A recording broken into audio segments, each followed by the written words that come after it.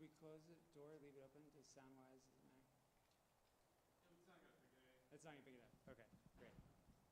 Leave it open then. Ready to roll? Okay. Thanks everyone for being here today. Good to see you. Thanks for coming out. I'm Nick Neely, assistant professor of English writing here at EOU, and excited for this English writing and MFA program event today featuring poets Darla Mottram and Stephanie Adams-Santos, who are here with us. This is put on with the help of student fees, which we're grateful for student support for this kind of event, and glad to be able to organize it for the greater community. Stephanie and Darla have made the journey from Portland to be with us, and they'll be reading tonight at the EOU Library at 6 p.m., which will also be live streamed online, so I hope you'll come out for that one or the other too. To get right to it and introduce our poets, Stephanie Adams-Santos is a Guatemalan-American writer whose work spans poetry, prose, and screenwriting.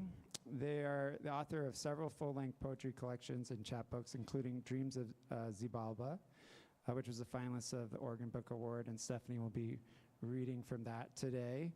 And their previous book, Swarm Queen's Crown, was a finalist for the Lambda Literary Award in Poetry for LGBTQ writing.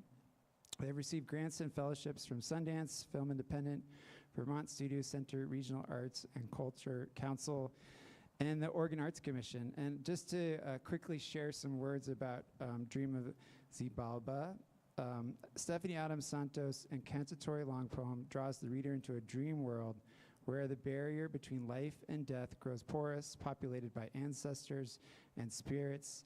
The influence of such poets as Cecilia Vicuña, Federico Garcia Lorca, and Yvonne Goll is evident here, yet Adams-Santos' work, voice, and vision are entirely her own.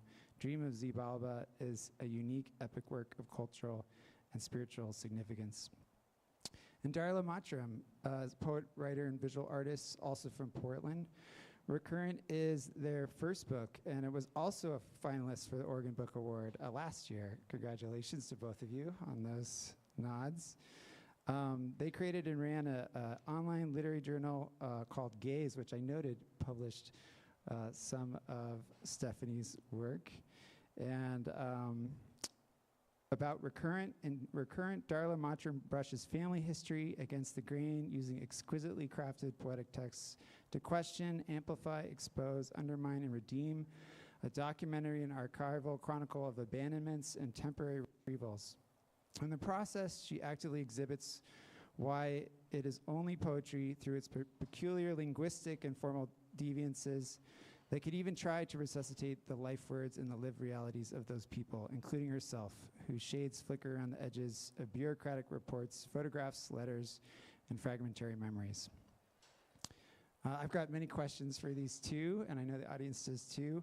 But to start, I think both Darla and Stephanie are going to read a poem or two from the collection to set the tone and introduce you to their work.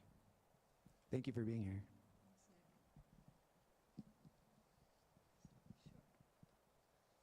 Hello, thank you for coming. I'm going to start with a poem from Recurrent called Belief System. Looking into the stream, I am the stream. Fawn with white spots, I follow the dwindling light as it disappears behind a tree.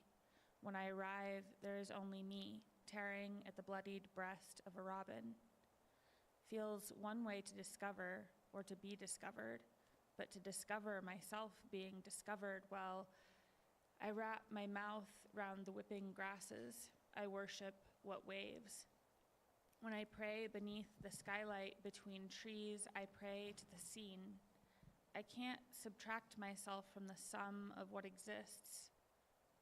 Two faces become one as I abolish the distance between myself and the pond. On the surface of things, a hinge swinging me toward myself. A leaf floats, red-veined, discarded. Who will know me without these clothes, the skin? Someone wandering their own oblivion will hear my gasping suddenness and know it to be holy. Transformation, the trick of it.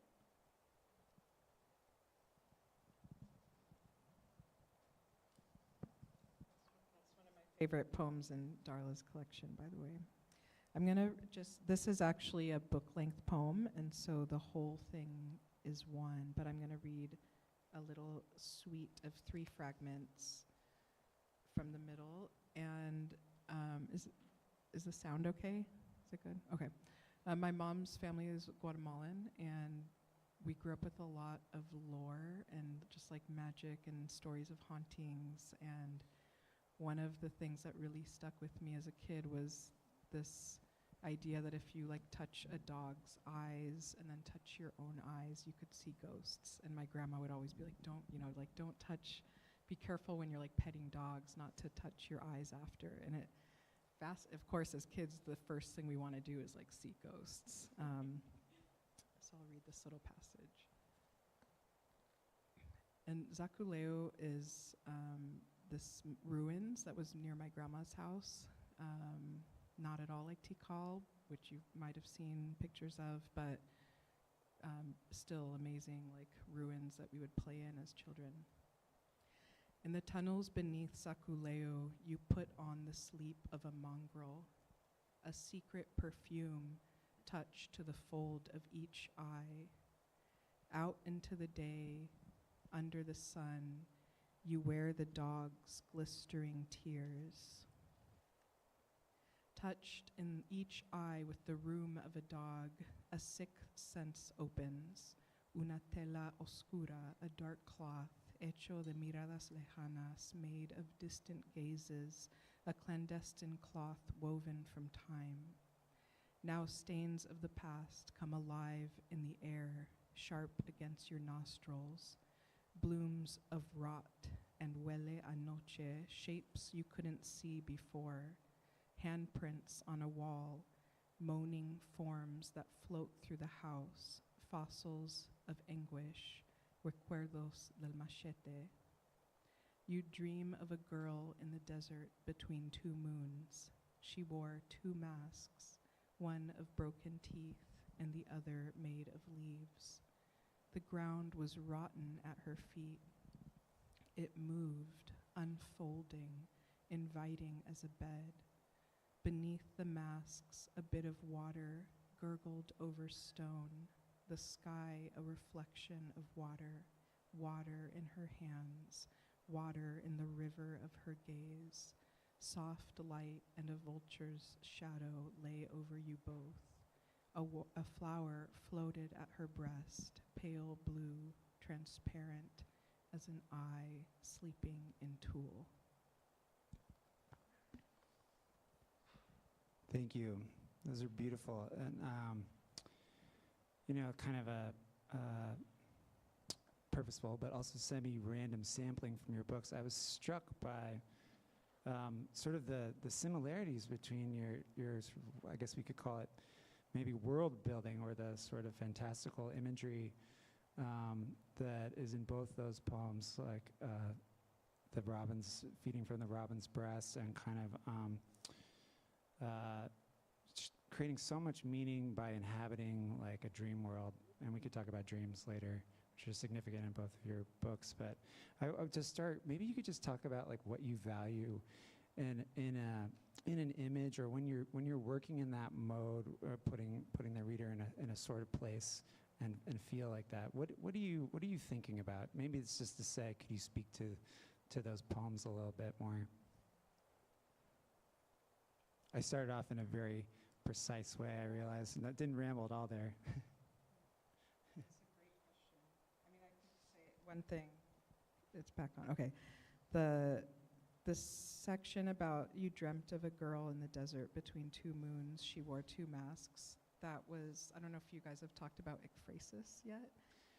We have. Yes, we have. Okay, so like being in relationship to pieces of art, like that line. And actually the impulse for that fragment came from a painting by Frida Kahlo, where there's like a little girl wearing these masks, and there's the moon. And it kind of, like, one way I work with imagery is letting the image in and letting it do what it wants. Like in dreams, our images are wild and alive. And like they can be two things at once. Like you can be like, oh, I dreamt of my dad, but it was also a wolf, and it was like the moon somehow. Like in the dreams, all these possibilities are there.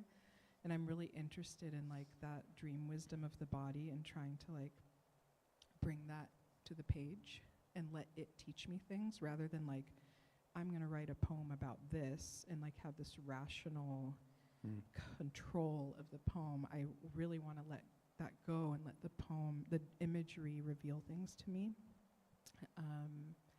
And one thing I really loved like early on was I had read, I can't remember the essay anymore, but it was from Robert Bly, and he was talking about the idea of the deep image and how the image is like an animal, and the image should have its own motion and life. And it's like an animal, it has like, it's full of energy and you don't control it. It's like its own thing. And I feel like imagery for me is like that. It's this, when it's activated through the right sounds and language, it feels like I follow it and it shows me things. Yeah, I really relate to that and the language of like following it, because it does feel like something that is out of my reach. It is coming from within, but it feels like I'm finding it externally somehow. And I don't sit down with a sense of like, I'm going to describe this thing that's already like clear in my mind. I get like a whiff of something and I'm like, oh, that's interesting. And then the more elusive the image is, the more I'm interested in going after it. But if it's like something that I know what it is, or so like in this poem, for instance, I'm not working from a place of like literal memory, and yet I am also working from memory and from a personal place, but I'm kind of in like a fictional memory, if that makes sense, but like it's real. I don't know. Certainly made real, you know, and the book holds it up as true memory, which is wonderful. Maybe, you know, talking about ekphrastic poetry is a good place to continue. And Darla's book is about abandonment, being her parents' struggles with addiction and the fallout that had, or the fallout for Darla and her young life and continued life. And there's what's amazing about the book is it is very documentary. It even includes quite a number of artifacts, including letters and photographs, right? That sometimes you're writing about directly, sort of spectacular to see that ekphrastic mode at work and think about what you're cluing in on in the photographs. So that's certainly palpable in your book.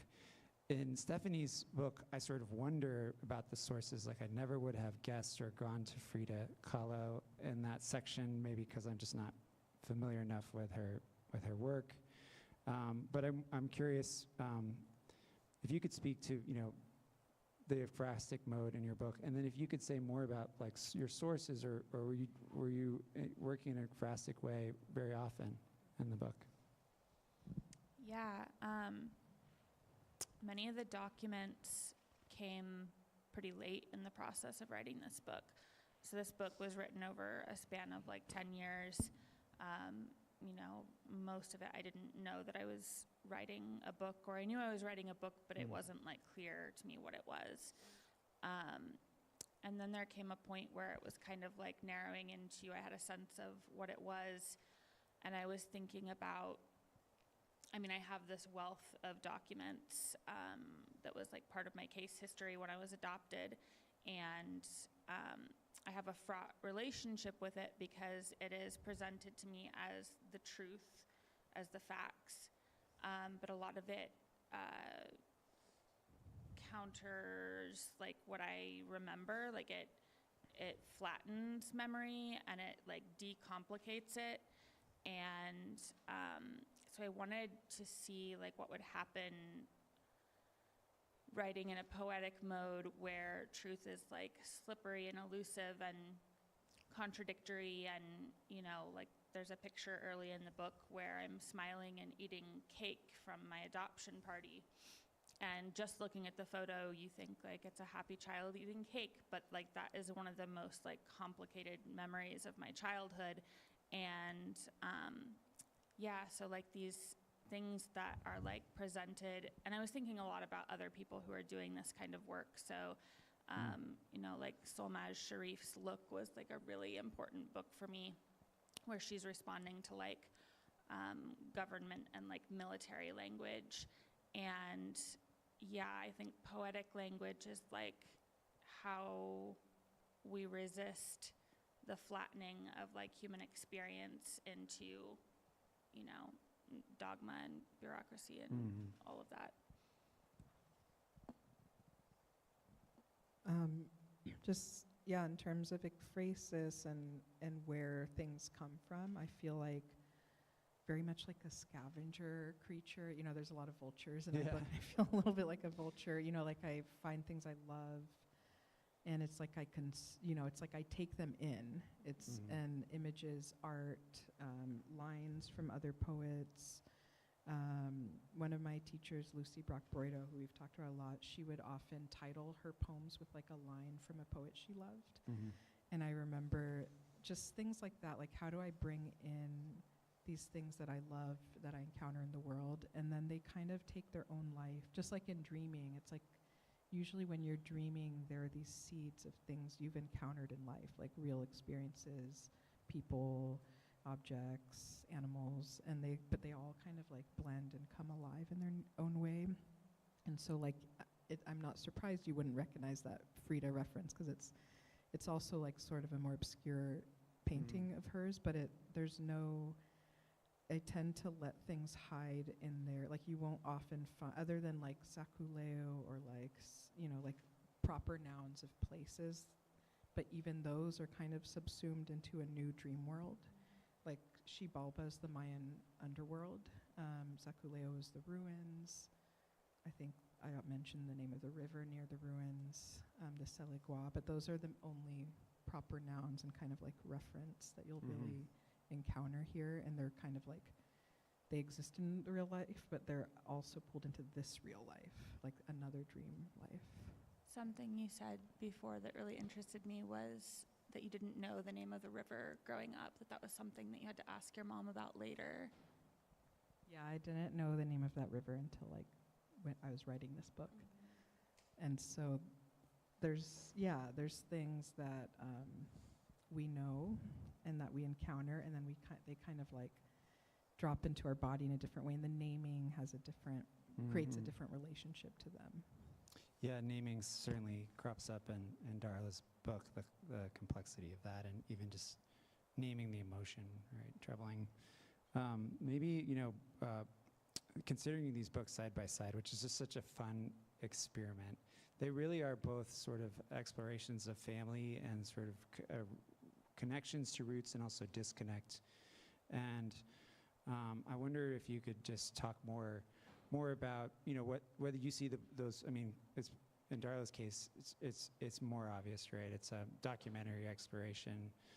In your case, maybe it's a little hard to see to what extent it's a direct exploration of family, right? Because it's so it's built as mythology, and it's one flowing experience. They're different in nature, but could you talk about that? Are these books of family first and foremost? Yeah, I mean, certainly in my case, I think when I began thinking about this as a book, I was very much thinking that I was writing a book about my mother and about her death, and I thought it was going to be more of a book of elegy.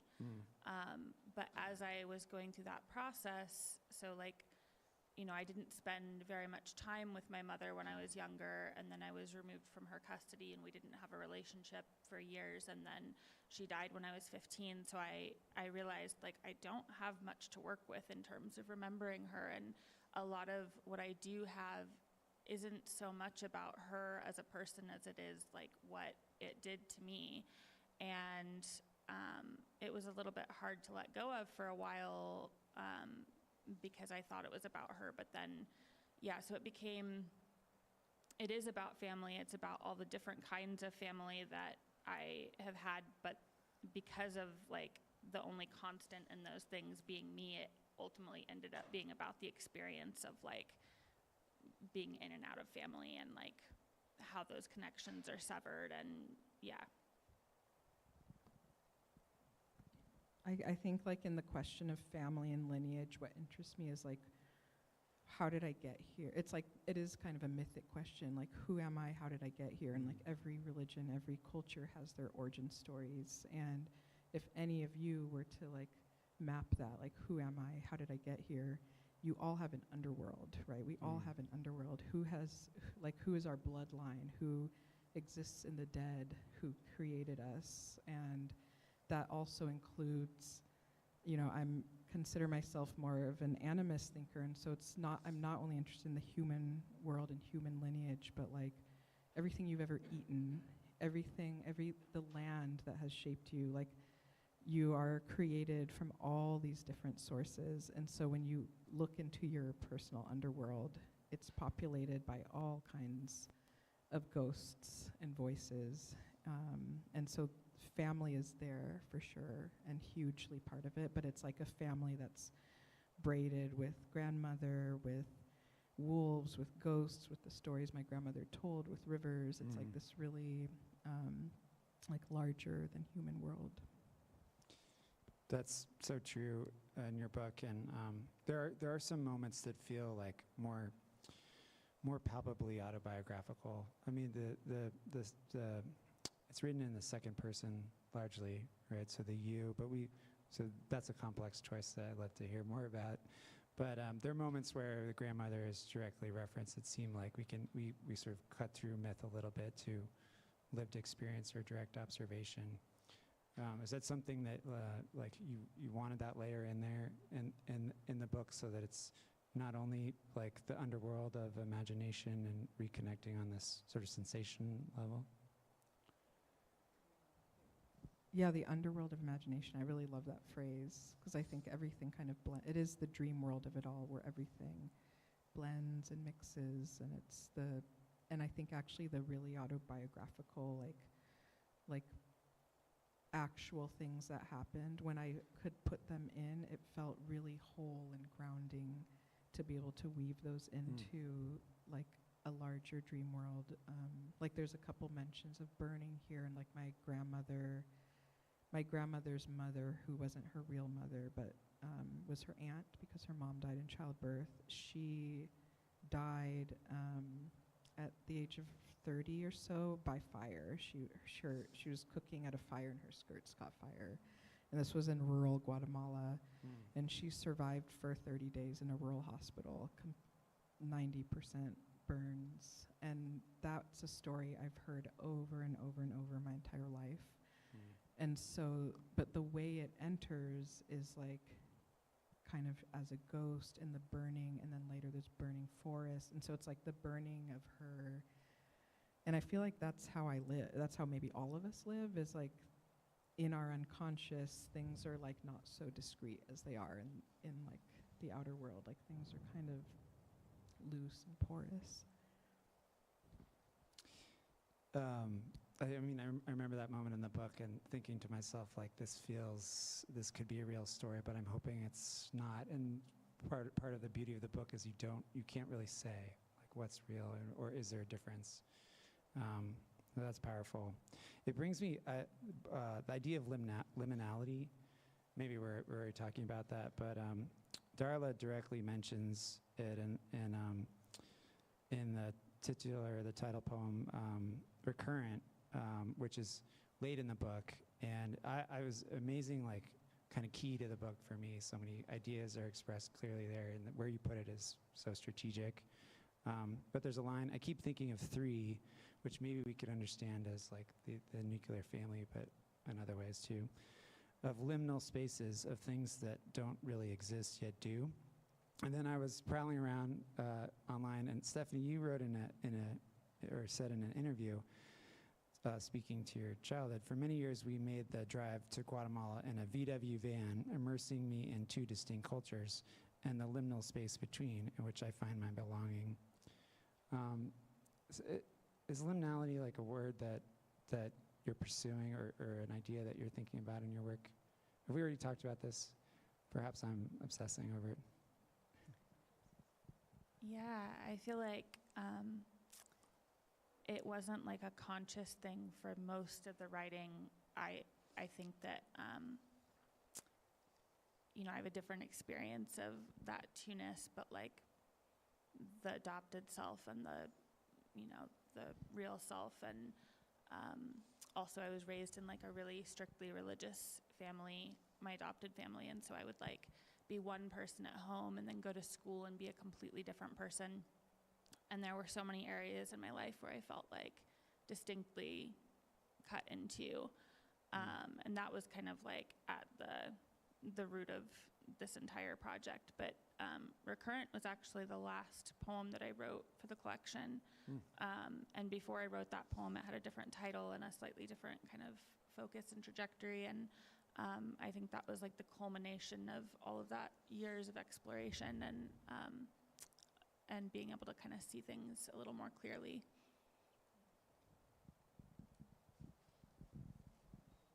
Liminal, yeah, that's one of those words. I feel like liminal.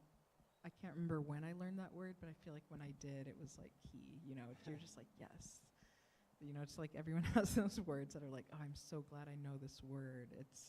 It's like when somebody names something for you that's true to your existence, you're like, oh, I needed this word. Like threshold is one of those words. It's like, oh yeah, that's a good word. And it just liminal feels. Liminal feels like the bulk of life to me. It's like how many hours of our life do we spend asleep, daydreaming, kind of like in a haze? I mean, it's very small that we're actually like keyed in and like have this like social mask on. And most of our inner life is hidden. And I really like the Wallace Stevens quote that the poet is the priest of the invisible. And I feel like like the high priestess in the tarot is like you guard this threshold between what's seen and what's unseen. And I feel like that's where real life exists for me, is like in the liminal. I've collected some excellent questions from the students here, and I'm going to just weave in a few that seem apropos. Olivia, thinking about just writing about very personal, sense what we might see as sensitive, like family subject matter, and it's present in your book as well, though sort of under the surface more. How does there's investment there? There's also difficulty in facing those histories, and so her question is: was it easier to harder to write those poems, or like on that subject? Were there things that you chose to leave out, right? Like as well. And maybe this is just an opportunity to talk about the confessional mode, right, and poetry and sharing the ethics there too. Thanks, Olivia. Yeah, I think that I don't find it difficult to write about those things, to confront those things. Like that comes very easily to me. It's later in the process when you think about publishing and where your story kind of butts up against other people whose story touches yours. So there were a lot of things that came out late in the process. But I've never really related to like the term confessionalism or that idea, because it's a loaded term. Yeah, and I don't experience writing that way, like, because you can't know what's autobiographical and what's not. You can, like, there are, things that you can learn about a person's life, but often, like, the things that are most personal and feel the most vulnerable to me aren't, like, the facts of my life or, like, the events of what happened. It's, like, how my brain moves and, like, how, the emotional response that I have to something, like, in the writing itself. Like, that's what feels vulnerable to me, and trying to circle back to what the question was. I mean, would you say that, so it's not the content, it's like the art, the presentation of it that is truly vulnerable? You're putting yourself on a limb in the way you orchestrate the material? Yeah, because we all have, like, our lives, everyone has stuff, like every person that I've met has some difficult, incredible, like story-worthy, thing to relate. And I never felt like that in itself was like the project. You know what I'm saying? Yeah.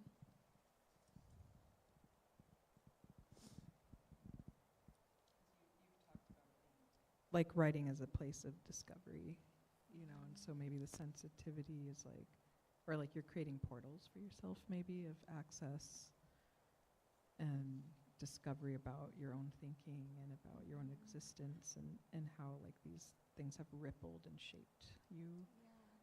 Yeah. I think because so much of growing up was me learning to kind of be on the outside of myself and like policing how I appeared to others, policing how I delivered my story to others. I was always aware that it was difficult for others to hear about like my childhood and what I had been through, and so I was always trying to protect other people from it and soften it and make jokes about it and like relate it in as simple of terms as possible.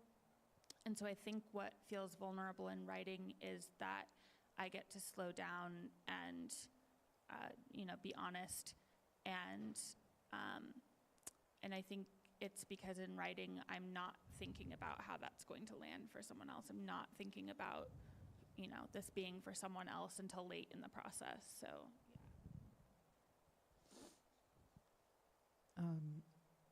Let's see, how do I think about this? I think that when like that story, for example, about my great grandmother who burned, like that's something I never wrote about because I had to make really clear for myself that it was in a sacred place, like it wasn't being exploited for a poem that's going to be like here, look at this suffering. It needed to be really like well held. And in fact, I didn't even choose to write about her. Like it just kind of came out, and it sort of shocked me because I tend to avoid myself a lot. I tend to write about like mythic things and like around myself, and it's actually hard to hold those things because everything of life for me is so rooted in something really like mythic, and so I want to be able to like hold it right.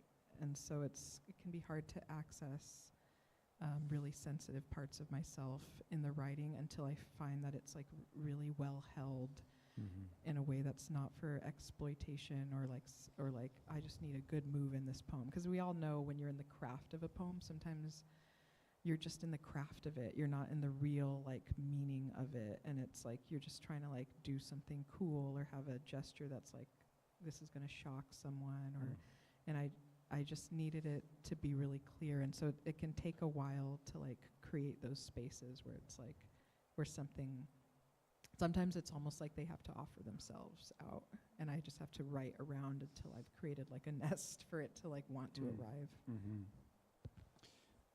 That's great. Thanks so much. There's a lot of interest in the vulnerability of poetry in the class, and there's even a question like from I think Lily, like, is there a most vulnerable moment? Would you be willing to point us to that? I don't know if something occurs to you, or maybe that you've already touched upon it. definitely, and it's not anything that I wrote. It's the letter from my 7-year-old self to my biological mom. Right. That was maybe the hardest thing to include because that was written by, my most vulnerable child self, and it was meant only for my mom. And it's hard to present yourself as like completely and utterly vulnerable, and as an adult that feels like a lie. Like as an adult you're so much more complicated, and like your relationship to things is so much more complicated, and this felt like such a pure and distilled like moment of like, I felt completely and utterly abandoned. And like, so that's a difficult thing. And I also, I mean, one thing I did think a lot about when including things like that is I don't want the reader to feel like I'm trying to manipulate them into feeling a certain way. And this was something that came up in grad school a lot for me, was like readers like maybe being resistant to being asked to feel a certain way.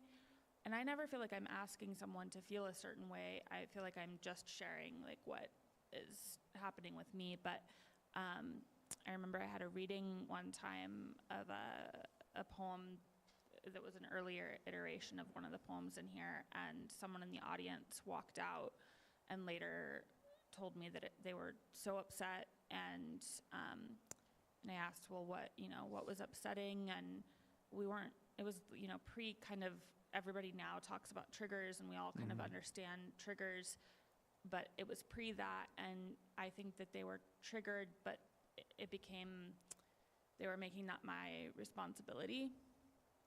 And we ended up having kind of a great conversation, but like, I do think about that, like, what am I asking the reader to hold, and why, and yeah.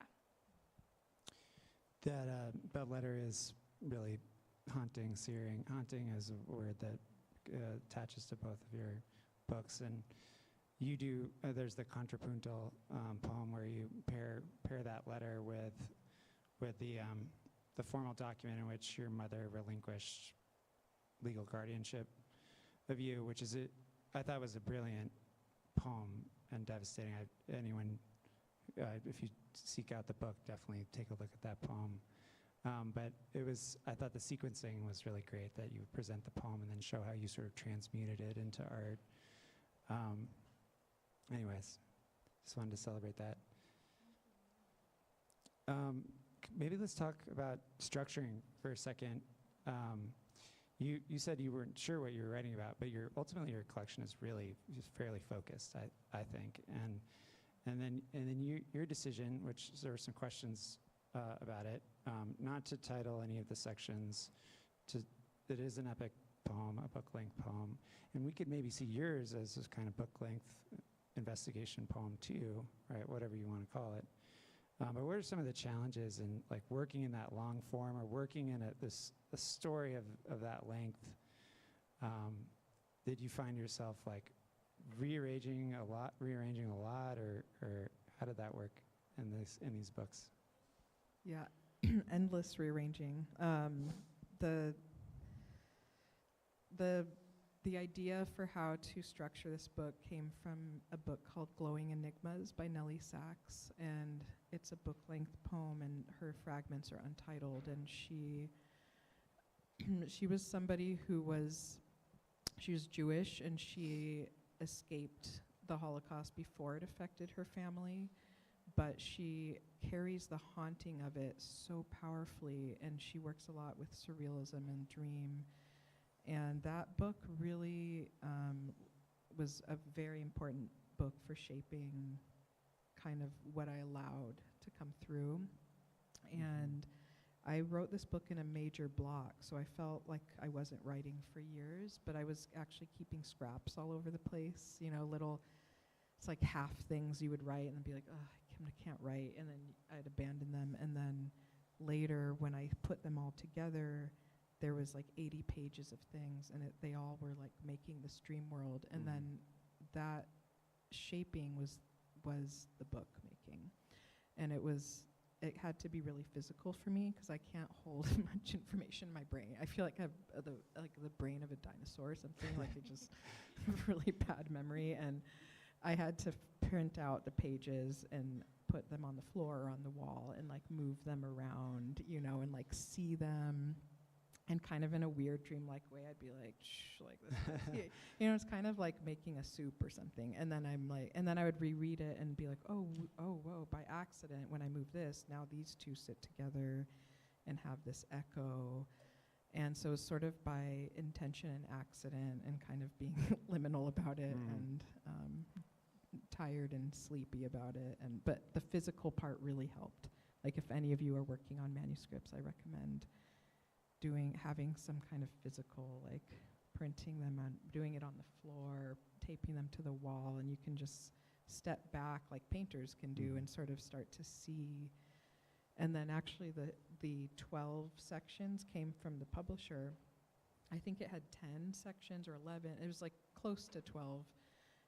But we started talking about time, and he said, we were talking about kind of like, I don't have a sense of time, like it could be eons or a single day, and somehow this discussion of time with him turned into like creating 12 sections and sort of thinking about, because I'm really obsessed with this idea of like neurologic time that comes from this book called The Drowned World by J.G. Ballard, and he talks about how like we all carry the entire history of the biological kingdom within our body from the beginning of time, right? Like you can trace elements and cells back to origins, right? And it's like this idea that like there could be this like grand scheme of time contained in a single hour, in a single moment, in a single cell.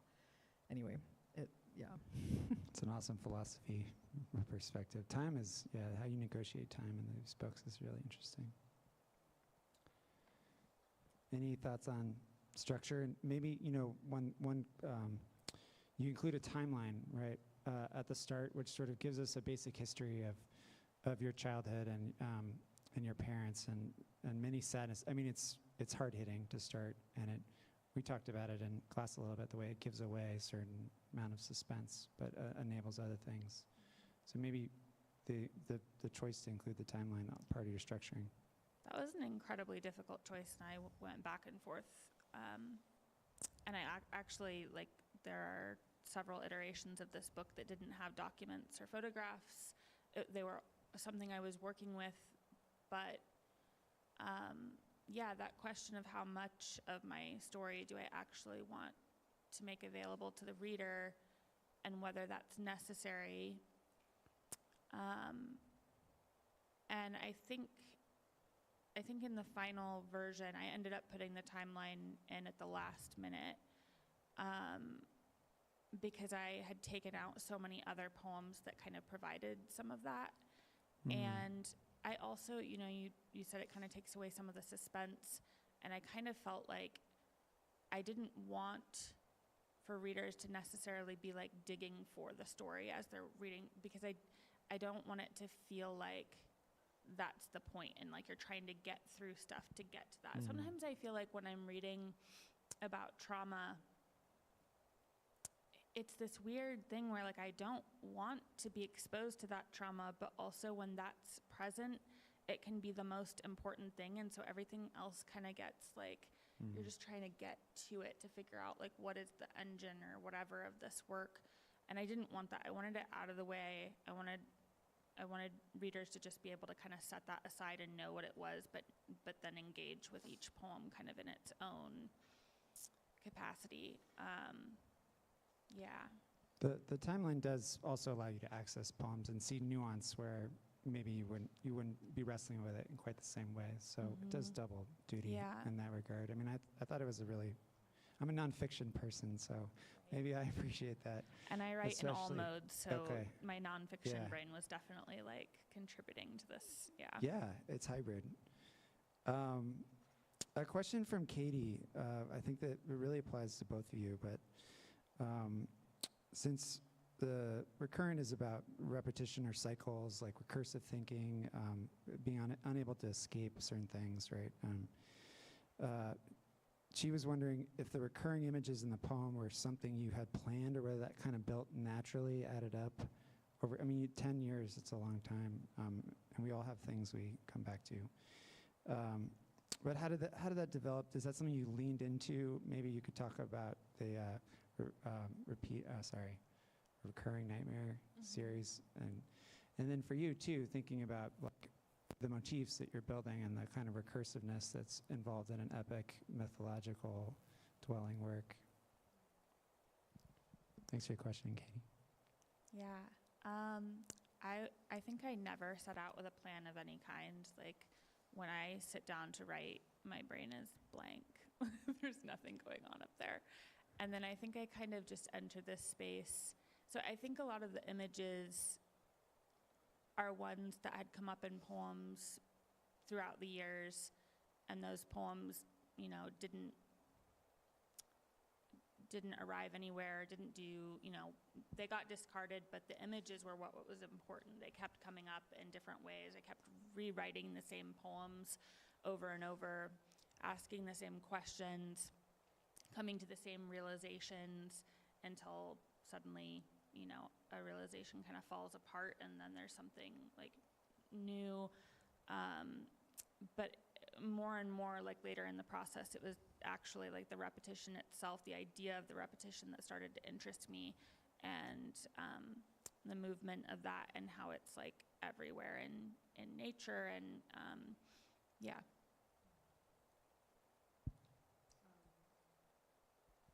It's hard for me to get away from what I want to write about, and it tends to circle. I tend to move in circles. Again, it's like a vulture thing. Mhm. You know, it's like there's something in certain images and places and things that I want to come back to, and it's like I'm not done with that thing. And you know, you can look at a poet like Lorca, who there's so many moons in his poems. Like there's so many moons.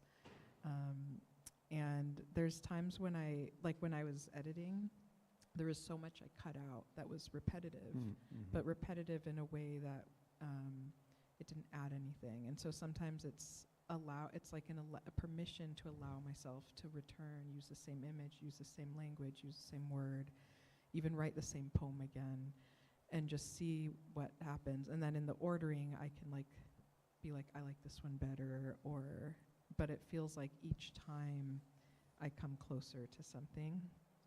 And one of the things I love to do when there's a text I love is I'll make like these word lists from them. So I'll take like a book by like Pizarnik or Marosa di Giorgio, whose languages are so lush, and I'll just make a list of nouns, adjectives, verbs, and I'll find that they also come around. And also sometimes it's not a literal, you know, it's not like they'll use the same word over and over, but they'll have these like realms of words. It's like, oh, I love this Hungarian writer, Ferenc Juhas, and all his words are so swampy. There's like all these swampy words, and I just love having these little like boxes of words. And then I will also, when I feel like I'm too much in my repetitive mode, because I'll get like really recursive and be sick of myself, I'll go to my word lists and like bathe in someone else's obsessive words, and then that kind of like refreshes me, and then I'll bring that into this. So you'll find like tulle,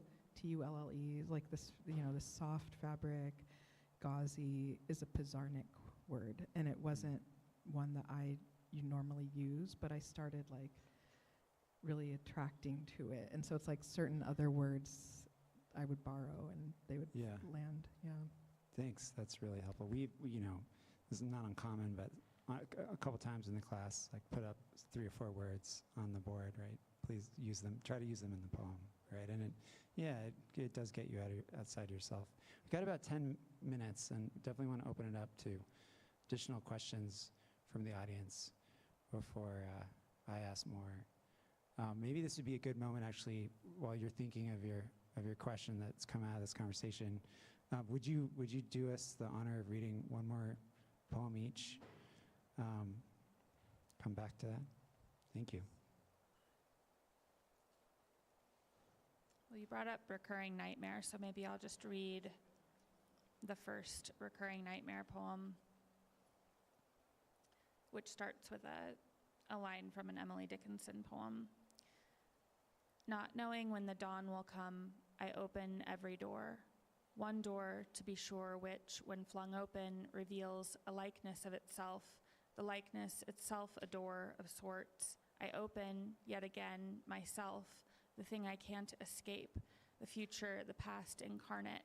I do not want you to touch me. The thing I can't escape.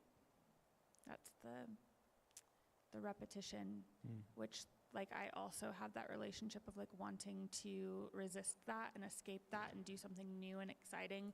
And it wasn't kind of until late in the process that I was like, oh, I have to lean into this. This is actually what's at the heart of. I'm trying to see if I can find some more repetitions.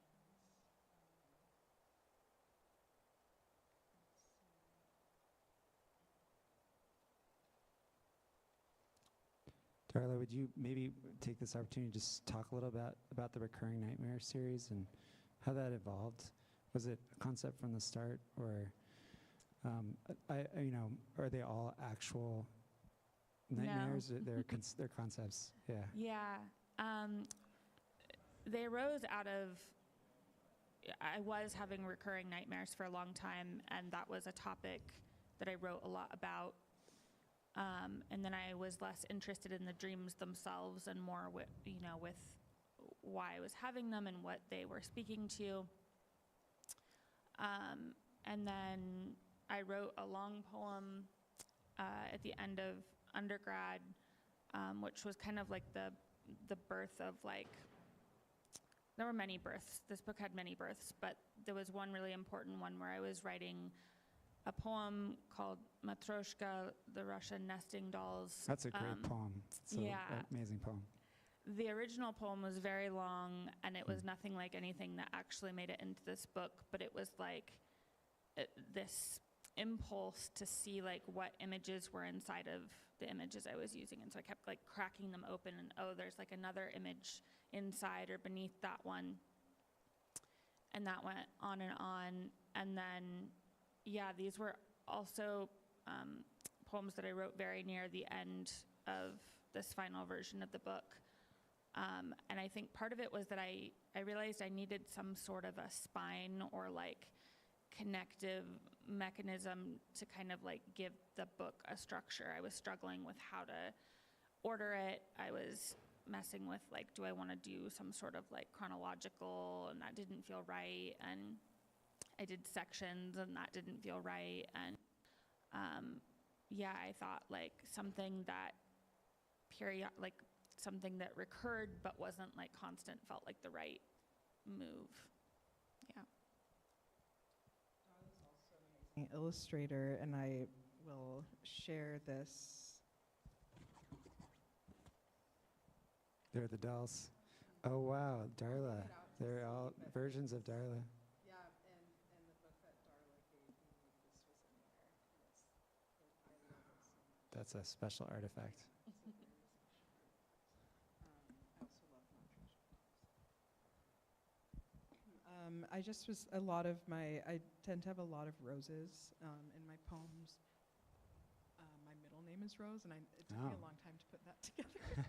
But also, where my mom's from in Guatemala, there aren't roses. That's just not a native plant to that area. But when my mom first immigrated to Oregon, she was, there's the rose gardens, and there's roses all over Portland, and she fell in love with these roses. And as I said, we would drive back and forth from Oregon to Guatemala in our VW van in family of 6 for many, many years. And one thing that my dad did was he brought a bucket of potted roses to my grandma's garden, which are probably still there to this day in Guatemala. And so there was also something about the rose. The rose has a lot of alchemical significance too, and its layers and folds and spiritual significance. So there's a lot of roses, blood,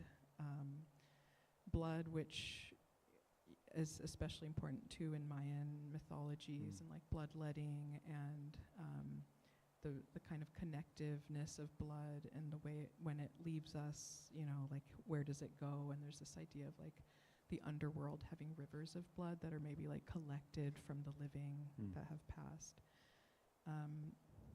And so this poem just has a lot of it has water, it has blood, it has a rose, it has thorns, it has humming and crying. It has all the things. The blood in your body has lost itself and turned to water. You pertain to your sorrow. You are invented by its blows. Far away, a single rose swells on the vine. The old thing hums, just freshly born. O blue shadow absolute, Can a shape look like a cry? Can't joy erupt from a thorn? Thank you. Thank you. I think we have time for a couple questions if you have them. Hope you do. Yeah, go ahead, Olivia.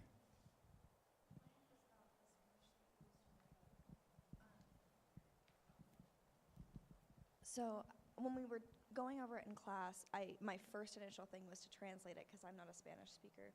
And so I really wanted to understand like what you were trying to say. But then hearing you read one of your poems with Spanish, the way it flowed, I was like, I don't even need to understand it just because it felt like it had so much power. But I was just wondering the purpose of it and like where you chose to switch the language and like why you did that. Every language has its own life, and it's like even perfect translations are imperfect, and that's something we've talked about. You know, it's like there's just a totally different sense in how things are said, and growing up in a bilingual house, there are certain words and phrases that the sound of them I feel in love with, you know, and it holds like something. I could translate it, but there'd be like something slightly lost, and so I almost want to preserve it there. Even if you can't understand it, it's like you said, the sound can like maybe contain some of that, whatever it is that lives in that language. And Darla actually asked me yesterday about the Spanish, and some of it is very nostalgic, like the name of the river that was by my mom's house. Like I never knew that name, and so learning that name, it has like this mythic quality, and I feel like, you know, it's something that it's preserved now in the book. Like there's sometimes a sense of preservation, like this place or this name or word or sound could like disappear, and so by putting it in, it's like a place of memory. It's like it gets to live on in the book. Great question, thank you. Anyone else? One more question?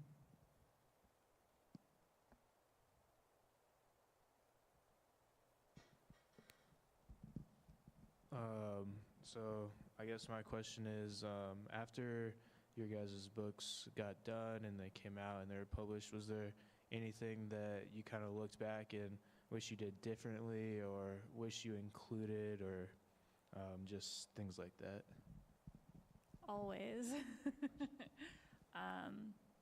You know, even as long as I had for this book to come together, I mostly feel really happy with it, but there's always going to be things, and I think that was such a part of the process, was coming back to the same memories and the same impulses and the same images and realizing like my relationship to it had slightly shifted, and that's going to continue happening my whole life. Like every time I come to it, I'm a different person with a new understanding and a better understanding of the world that like shaped all of this.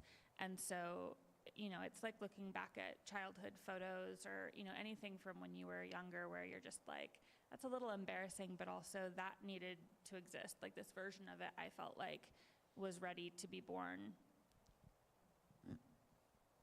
Yeah, I feel like so much I would change, and there's a sense of like imperfection to everything, I think. And I think when you're on the outside looking at something, it's easy to be like, how did this thing that looks so finished happen? But on the inside, I feel like it's always such a sloppy process. And even like today, the little pieces I read, there are things that I changed as I was reading them because I'm like, I should have written it this way, so I'm going to read it that way. And I feel like that's our right as poets to read. Like we can continue to edit however we want. And I remember,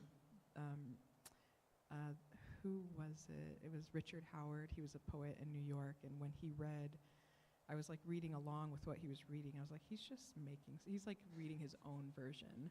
And he would not even do that with only his own poems. He would do that with anybody. And I was kind of cool, like this permission to like just take back something. And so, yeah, and I think, you know, getting into like the press process too, when you're a new poet, there's so much you don't know to even ask about, like, oh, do you promote books, or do you, I don't know, there's just so many things that you don't know, but I feel like the not knowing is just part of, you know, the initiation.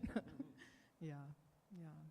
But I think they continually change, and it's like, if probably for both of us, if we were to rewrite the books now, they'd look so different, and forever, I could probably rewrite it. And one poet, Gabby Calvacrezi, who was my first teacher of poetry, she said, I think we just write the same poem for the rest of our lives. Like we just keep trying it until we live it out in the afterlife or something. But yeah, I think good that's question. true in nonfiction also.